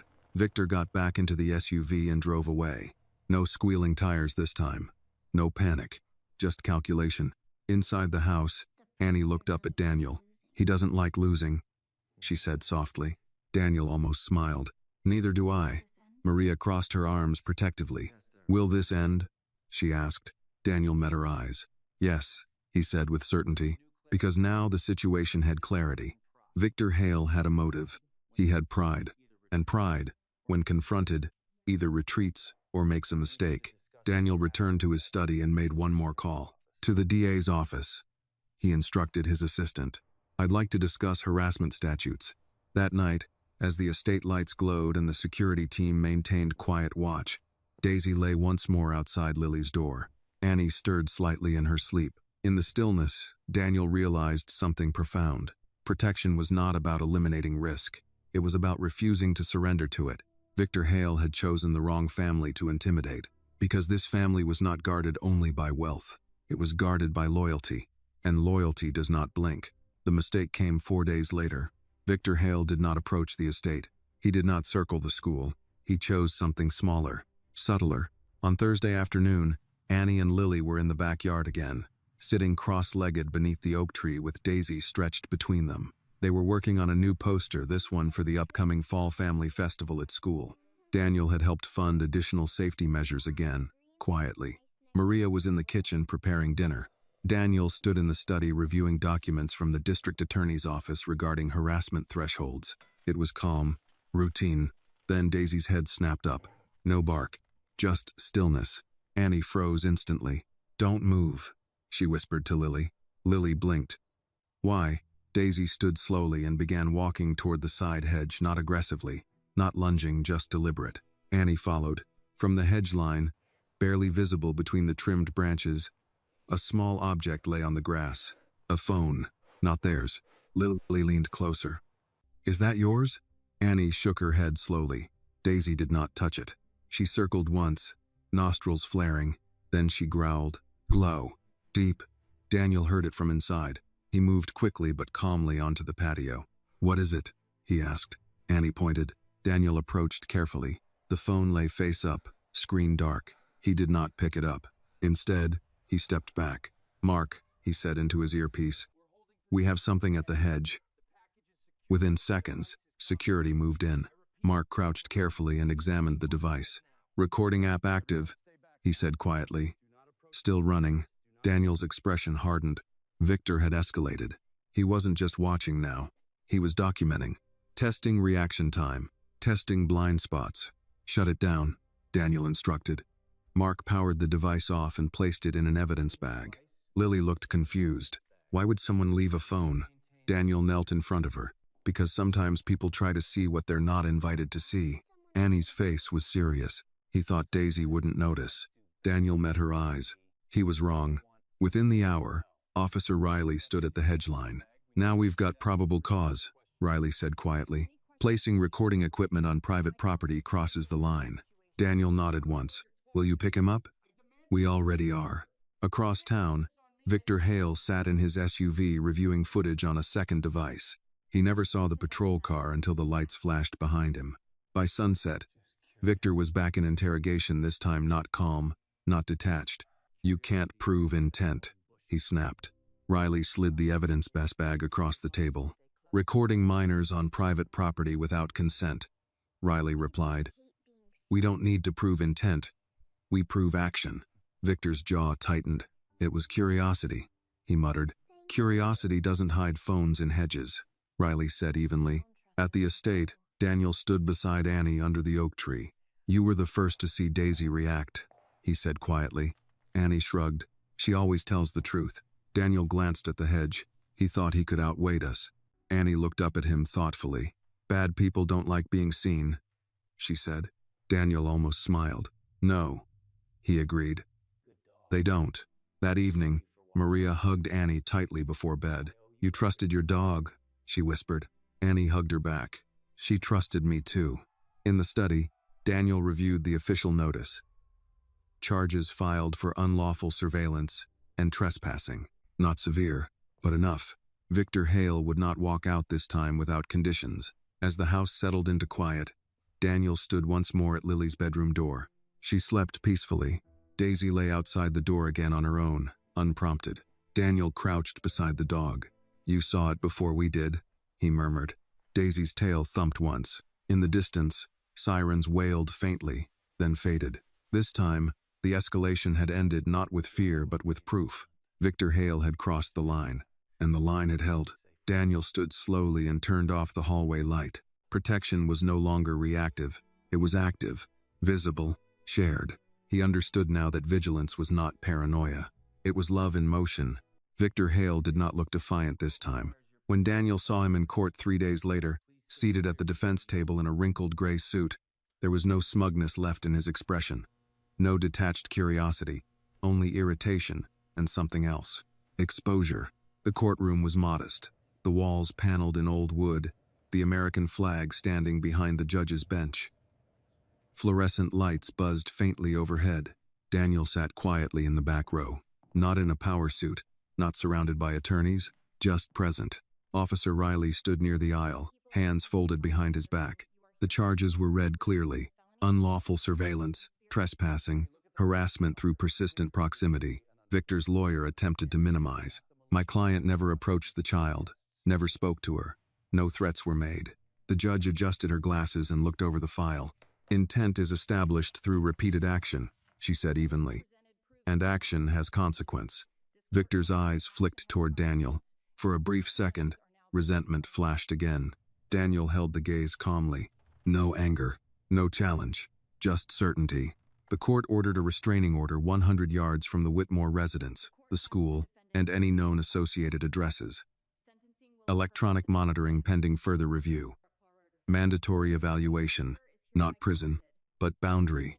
After the hearing, as people filtered out, Victor spoke for the first time directly to Daniel. "You think you're untouchable," he muttered under his breath. Daniel stopped walking. "No," he said evenly. "I think my daughter is." Victor's jaw tightened. "You cost me everything," he said. Daniel's expression did not change. "You tried to take something from me first." Victor was escorted away before he could respond. Outside, the autumn air felt crisp and clean. Riley approached Daniel. "It'll hold," he said. "He's on record now." Daniel nodded once. "Thank you." That afternoon, life resumed. Lily and Annie were in the backyard again, this time with a small plastic stethoscope and a stuffed dog that had become Daisy's official patient. Daisy lay beside them, chin resting on her paws, eyes half closed but ears always alert. Maria sat on the patio with a cup of coffee Daniel had insisted on brewing for her himself. "You didn't have to come to court," she said quietly. Daniel looked toward the girls. "Yes," he replied. "I did." Maria followed his gaze. "He won't come back?" Daniel inhaled slowly. "Not without consequences he can't afford." Annie walked over, Daisy trailing behind. "Is he gone?" she asked. Daniel crouched. "He's not allowed near us anymore." Annie studied his face carefully. "Does that mean he's not bad anymore?" Daniel paused. "That means he has a chance to choose better." Annie nodded, satisfied enough. That evening, Daniel made another decision. He requested a community meeting at the school auditorium, not about Victor Hale specifically, but about vigilance, about shared responsibility. When he stood at the podium a week later, the room was filled with parents, teachers, and neighbors. He did not speak as a billionaire. He spoke as a father. "Danger doesn't always look dramatic," he said calmly. "Sometimes it looks like someone lingering too long, watching too quietly, testing how much we ignore." Parents shifted uncomfortably. "But fear is not the solution," Daniel continued. "Attention is." He gestured gently toward Annie and Daisy, seated in the front row beside Lily. Sometimes the smallest voice in the room notices first. A quiet ripple of recognition moved through the audience. He did not mention race. He did not mention wealth. He did not need to. Everyone understood what had happened. After the meeting, several parents approached Annie. "Your dog's incredible," one woman said warmly. Annie smiled shyly. "She just pays attention." Daisy wagged once. Later that night, the estate felt lighter than it had in weeks. Security remained. Cameras remained. But the tension had eased. Lily and Annie lay on the grass, staring up at the stars. "Do you think Daisy knows she's famous?" Lily whispered. Annie giggled. "She doesn't care." Daniel sat on the patio steps beside Maria. "You were right to bring her to the church that night," he said quietly, referencing the moment months ago when Annie had first insisted Daisy could find Lily. Maria smiled faintly. "She didn't ask permission." Daniel nodded thoughtfully. "Good." Inside, the house glowed warmly. Outside, the hedges stood still. Victor Hale would face hearings, evaluations, legal consequences. But Daniel understood something deeper now. Protection was not an event. It was a posture. It was paying attention when others dismissed. It was listening to a child. It was trusting a dog. As the night deepened, Daisy stood and walked slowly toward the hedge line one last time before settling near Lily's feet. Not restless, not anxious, just aware. Daniel watched her. "You kept your promise," he murmured quietly. And in the quiet that followed, for the first time since the sedan first appeared, the world felt steady again. Not because danger had vanished, but because loyalty had answered it. Winter came quietly that year, not with violent storms or headlines, but with a slow whitening of lawns and the soft hush that settles over neighborhoods when frost touches rooftops before dawn. The Whitmore estate looked different under snow, less imposing, more human. Inside, the kitchen smelled of cinnamon and roasted turkey. Maria had insisted on hosting a small Thanksgiving dinner, nothing extravagant, nothing that required staff to hover. Just warmth, just gratitude. Annie and Lily were at the dining table, carefully folding paper place cards.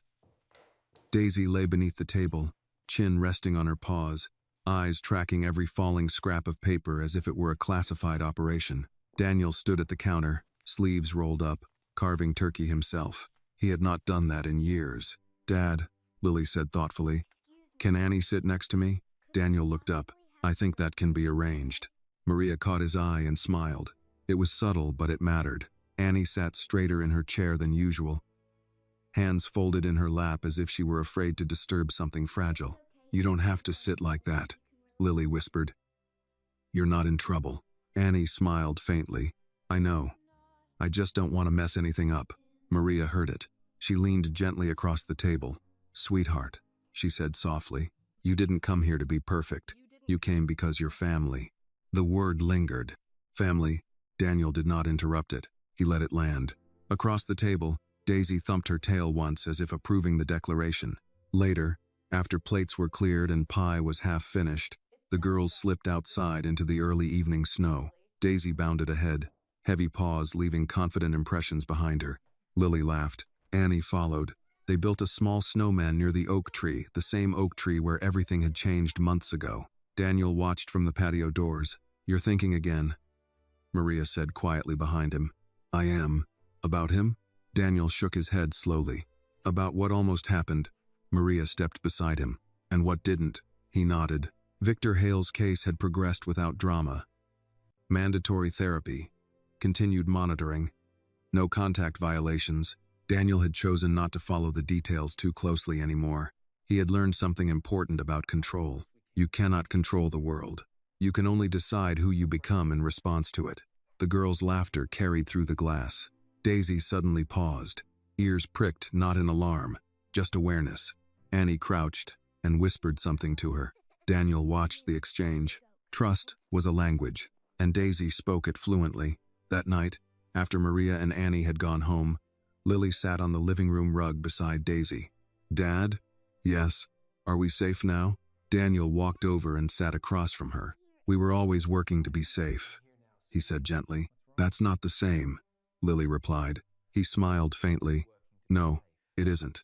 He reached out and brushed a curl away from her forehead. "Safety doesn't mean nothing bad ever tries to happen," he said. "It means when it does, people stand up."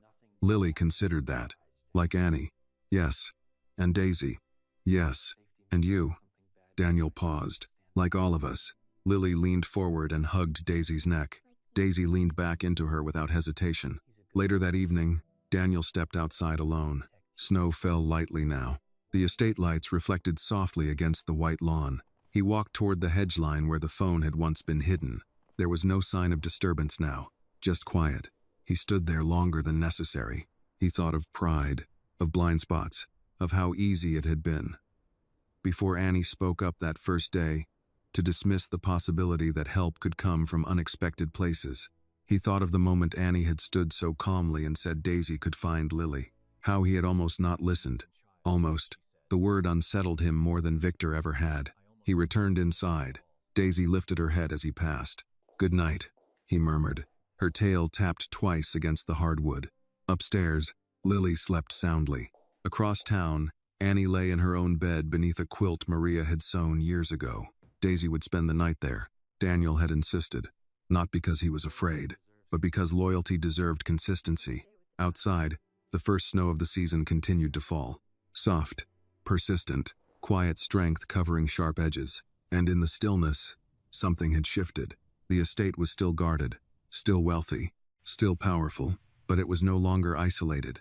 It was connected, bound not by contracts or influence, but by the simple truth that sometimes the smallest voice in the yard sees the danger first, and sometimes the greatest strength is learning to listen.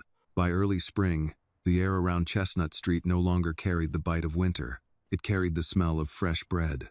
Kira's Cafe had grown quietly popular over the past months, not because of marketing, not because of spectacle, but because people lingered there.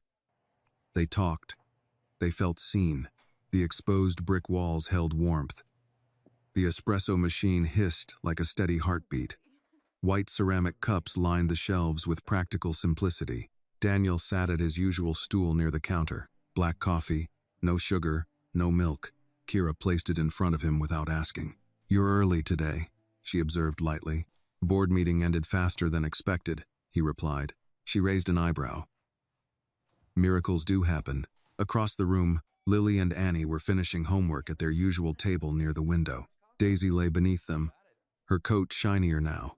Arthritis controlled by steady care and medication Daniel had insisted on arranging without calling it charity. The cafe bell jingled as regulars entered. Retired couples, a mail carrier, a middle-aged man who came every Thursday for waffles and conversation. The kind of crowd that noticed things, the kind of crowd that remembered. An older gentleman approached Annie's table. "You're the young lady with the hero dog, aren't you?" he asked gently. Annie glanced at Daisy. She doesn't think she's a hero. The man smiled.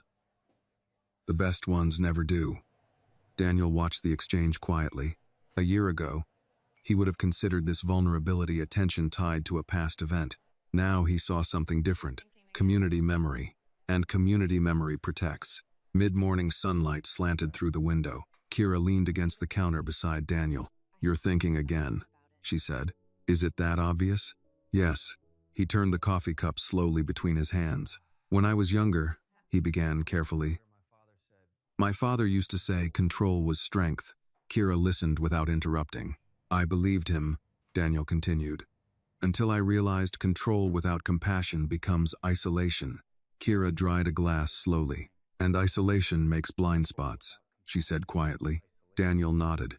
"That day in the yard, I almost didn't listen." "But you did," Kira replied. "That was Annie." Kira looked toward her daughter. "No," she said gently. "That was you choosing." "Oh," Daniel absorbed that. Across the cafe, Lily held up a drawing to Annie. It was another house with a red roof and yellow walls. But this one had something new. A small cafe beside it, and wild daisies planted outside both. Annie laughed. "You forgot Daisy's ears," she teased. Lily added 2 oversized ears to the giant gray dog in the center. Under the drawing, she wrote carefully, "Home is where someone listens." Daniel saw it. He did not comment, but the words stayed. That afternoon, after the cafe quieted, Daniel stepped outside into the mild air. He walked to the park bench across the street where he and Kira had once sat carefully spaced apart. The trees were beginning to bud. He thought about Victor Hale, about pride and resentment, about how close he had come to letting ego override attention. Victor had not contacted them again. The restraining order held. Reports indicated compliance. Daniel did not feel triumph. He felt resolution. Back inside the cafe, Annie knelt beside Daisy. "Good job," she whispered. Scratching behind her ear for no specific reason, Daisy leaned into the touch. No crises, no threat, just presence. Daniel returned to his stool. "Do you ever think about leaving this city?" he asked Kira quietly. She considered it. "Every time rent was due," she admitted. "And now?" She shook her head. "No. Now this feels earned." Daniel nodded slowly. He understood that word deeply. Earned, not bought, not imposed. Earned. The cafe bell rang again. A group of middle-aged women entered, laughing loudly about a book club disagreement. The room filled with noise. Warm, ordinary noise. Daniel glanced toward Lily. She was explaining something animatedly with her hands, Daisy's head rising every time her voice lifted. Annie watched her with steady attention. Daniel felt something settle inside him. Peace, not the fragile kind that comes from absence of conflict, the durable kind that comes from weathering it. As he stood to leave, Kira stopped him briefly. "You don't have to come every week," she said softly. "I know," he replied. "But you do." He smiled faintly. "Yes." Outside, the breeze carried the scent of coffee and budding trees.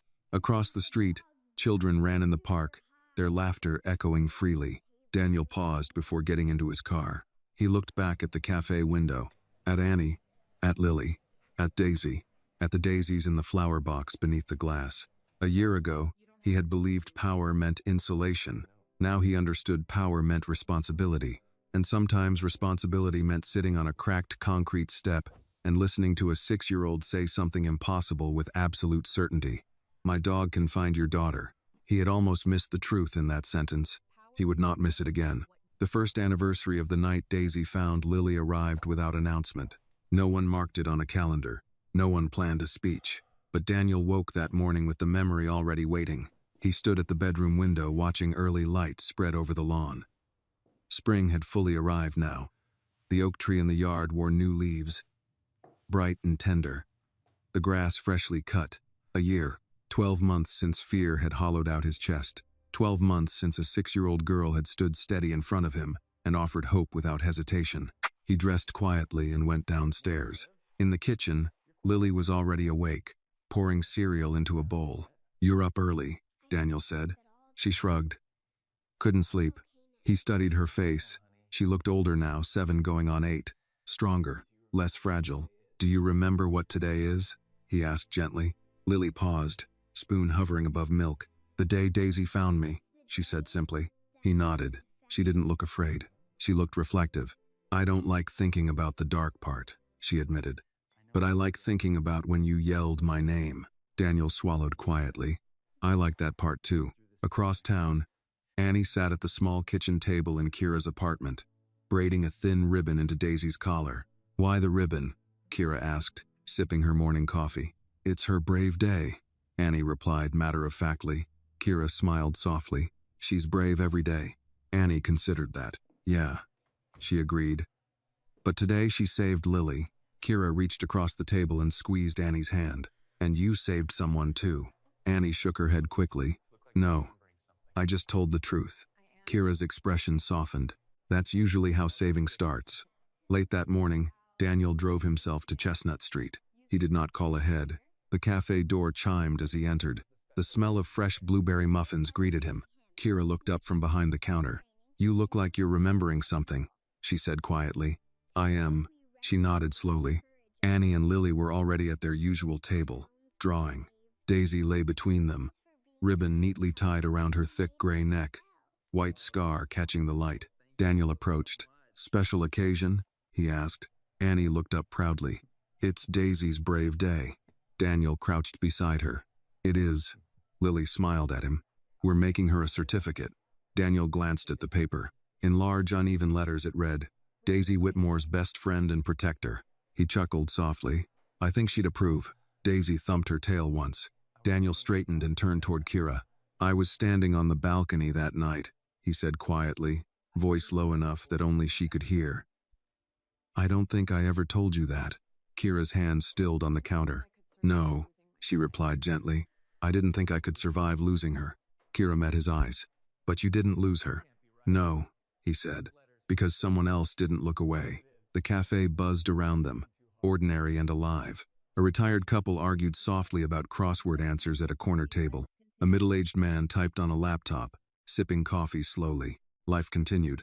Kira stepped closer. "You came here today because you needed to see that," she said. Daniel didn't deny it. "Yes." At noon, the small bell above the cafe door rang again. Officer Riley entered. Not in uniform, just jeans and a light jacket. He approached Daniel casually. "Heard what today was," he said. Daniel extended his hand. Riley shook it firmly. "He's still compliant," Riley added quietly. "No violations." Daniel nodded. "I appreciate you." Riley looked toward Annie and Daisy. "Sometimes justice doesn't look dramatic," he said thoughtfully. "Sometimes it's just boundaries holding." Daniel absorbed that. Across the room, Annie stood up suddenly. "Speech," she announced loudly. The cafe quieted with amused curiosity. Annie cleared her throat and held up the certificate. "Today is Daisy's brave day," she declared. She followed Lily's smell all the way to the music and didn't give up. And because she didn't give up, Lily came home. She looked down at Daisy. And because Daisy didn't give up, Mr. Whitmore didn't give up either. The room grew still. Daniel felt his throat tighten unexpectedly. Annie continued, voice small but steady. "Sometimes grown-ups forget to listen, but Daisy doesn't forget." A few customers nodded quietly. Annie handed the paper to Daniel. "You can hang it somewhere," she said. Daniel accepted it carefully. "I will." Later that afternoon, Daniel drove home with the certificate resting on the passenger seat. He didn't place it in his office. He didn't frame it in the study. He hung it in the hallway outside Lily's bedroom, right above the place where Daisy had slept that first night. When Lily saw it, she smiled. "Dad?" "Yes. I'm not scared of that night anymore." He crouched beside her. "Why?" "Because the ending is louder than the dark part." Daniel exhaled slowly. "Yes, he whispered. It is. That evening, the estate felt warm. Not fortified, not guarded, just steady. Daisy lay at the foot of Lily's bed while Annie read aloud from a library book. Kira sat in the living room talking quietly with Maria about recipes and school schedules. Daniel stood at the doorway watching it all. A year ago, he had believed power meant control. Now he understood it meant humility. Humility enough to listen. Humility enough to admit he could not do everything alone. Outside, the oak tree swayed gently in the spring wind. Inside, laughter moved freely from room to room. And on the wall, in uneven handwriting, a certificate hung as a reminder. Protection is loyalty in motion. Summer returned the way it always did without apology. The air turned thick and golden. Cicadas hummed in the trees, and the world felt wide again. At Whitmore Estate, the oak tree cast a broad circle of shade over the lawn where Lily and Annie now lay on their stomachs, reading paperback mysteries. Daisy rested between them, sides rising and falling in slow rhythm, content but never unaware. Daniel watched from the patio, sleeves rolled, tie long abandoned for the season. Across the yard, laughter rose and drifted easily. He thought about how different this sound had once felt fragile, almost borrowed. Now it felt permanent, not because danger no longer existed, but because fear no longer owned the house. Maria stepped outside with iced tea and handed him a glass. "You look like a man who survived something," she said gently. Daniel smiled faintly. "I did. And I learned." She studied him. "What?" He glanced toward Annie. "That strength doesn't announce itself. It just shows up." Maria followed his gaze. Annie was explaining something to Lily, hands moving animatedly. Daisy lifted her head as if participating in the discussion. "They've grown," Maria said softly. Yes, Lily had grown taller, steadier. Annie's voice carried more confidence, now less careful, less guarded. Daniel sometimes wondered if children knew how much they changed adults. Later that afternoon, the girls insisted on walking to the small neighborhood park 2 blocks away. Mark accompanied them at a distance, not obvious, not intrusive. Daniel had loosened the perimeter over time, not recklessly, intentionally. You cannot teach courage while modeling fear. At the park, Lily climbed the old metal jungle gym while Annie sat on a bench tying Daisy's leash to the armrest. "You don't have to tie her," Lily called. "I know," Annie replied. "She just likes to stay close." Daisy thumped her tail. A group of older boys played basketball on the cracked court nearby. One of them glanced at Daisy. "That dog's huge," he muttered. Annie looked up calmly. "She's gentle." The boy shrugged. "Still looks scary." Annie didn't bristle. "Sometimes scary means safe," she said simply. The boy looked at her, then at Daisy, and nodded once. Across the street, Daniel observed quietly. He noticed something else, too. People no longer stared at Annie as much, no longer whispered about the help's daughter. They greeted her. They greeted Daisy. The story had shifted, not because Daniel had demanded it, because Annie had earned space through truth. When the girls returned home near sunset, Daniel met them at the gate. "Good walk?" he asked. Lily grinned. Daisy scared some pigeons. Annie corrected her gently. She relocated them. Daniel laughed softly. That night, after dinner, the family gathered in the backyard for a small bonfire in a contained stone pit Daniel had installed after Lily begged for summer traditions. Fireflies blinked in the grass. The sky deepened into indigo. Annie roasted marshmallows with careful precision. Kira sat beside Maria, their shoulders nearly touching now without awkwardness.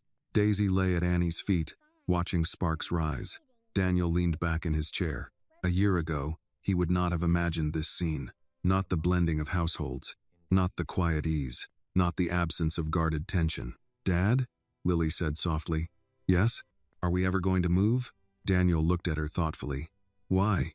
I like it here," she said. "But I don't want it to be because we're hiding."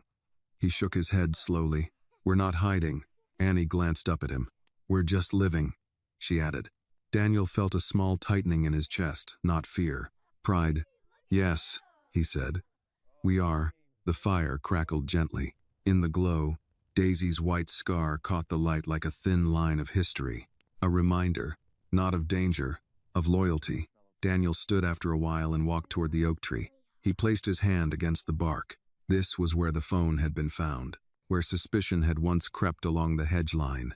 Now it was just wood and shadow, memory without power. Behind him, Annie's voice rose again. Daisy, you're not allowed to eat burnt marshmallows. Daisy's tail thumped in protest. Laughter followed. Daniel closed his eyes briefly. He had once believed justice required force. Now he understood something quieter. Justice sometimes looked like a restraining order, sometimes like community attention, sometimes like choosing not to let bitterness grow roots, and sometimes it looked like trusting a child who said something impossible. He returned to the fire.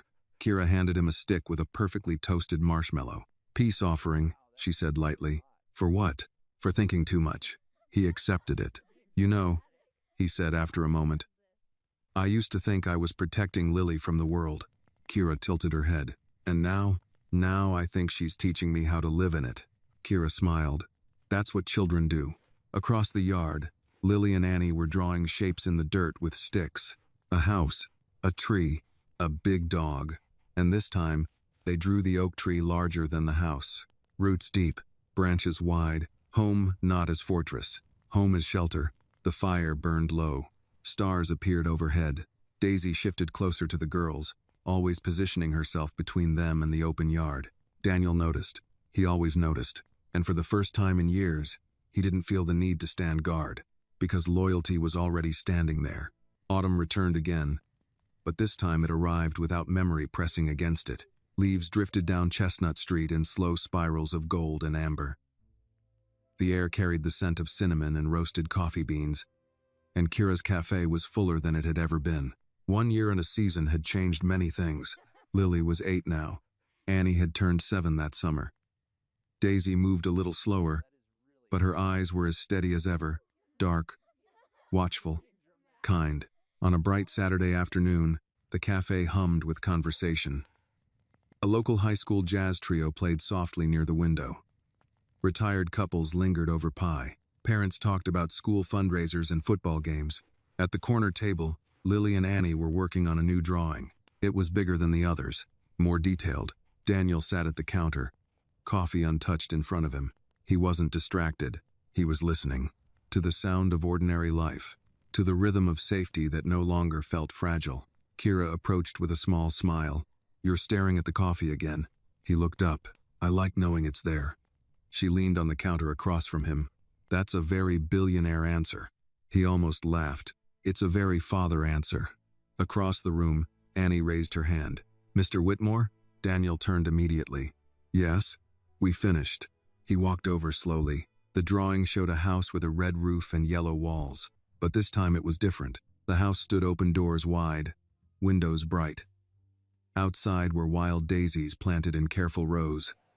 Beside the house stood a cafe with striped awnings. Behind them, an oak tree stretched high, branches strong. In the center, 2 children stood holding hands. Between them was Daisy, oversized and smiling in the way only children could draw.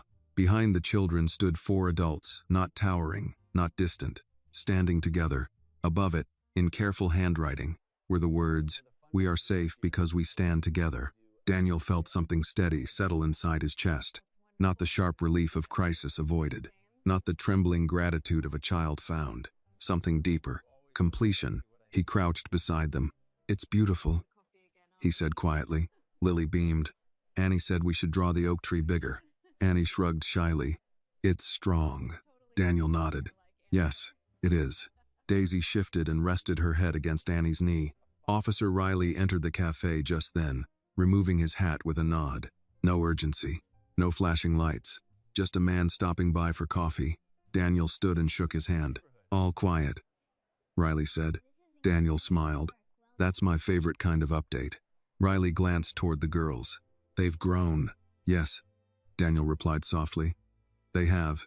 As the afternoon light angled through the windows, Daniel stepped outside for a moment alone. Chestnut Street bustled gently, neighbors greeting neighbors, shop doors opening and closing, the world turning without fear. He walked to the park bench across the street, the same bench where he had once confessed that he nearly didn't want morning to come. He sat, closed his eyes briefly. He could still remember the sound of Lily's voice echoing through the tunnel of that long-ago night. He could still remember Annie standing steady, offering hope without trembling. He could still remember Daisy's claws striking pavement as she ran without hesitation. Those memories were no longer sharp. They were carved, foundations, not wounds. A small voice interrupted his thoughts. "Mr. Whitmore?" He opened his eyes. Annie stood a few feet away, Daisy at her side. "Yes. Are you thinking again?" He smiled faintly. "I am. About the bad stuff?" He shook his head slowly. "No. About the good stuff." She considered that. "Good stuff is louder," she said confidently. He nodded. "Yes, it is." She glanced back toward the cafe. "Mom says sometimes justice isn't loud. It's just steady." Daniel looked at her, surprised. "She's right." Annie squinted at him thoughtfully. "You look different now." "How?" "You don't look like you're about to lose something." He let out a quiet breath. "Because I'm not." She nodded once, satisfied. Daisy leaned against his leg briefly before turning back toward the cafe door. Loyalty never strayed far. That evening, as the sun dipped low and painted the sky in streaks of orange and violet, the families gathered in the small park beside the cafe. No ceremony, no speeches, just blankets spread on grass and thermoses of coffee passed around. Lily ran ahead, Annie close behind, Daisy lumbering faithfully after them. Daniel and Kira sat on the bench, not distant, not close enough to draw attention. Comfortable, Maria joined them a moment later. The children began drawing in the dirt again with sticks.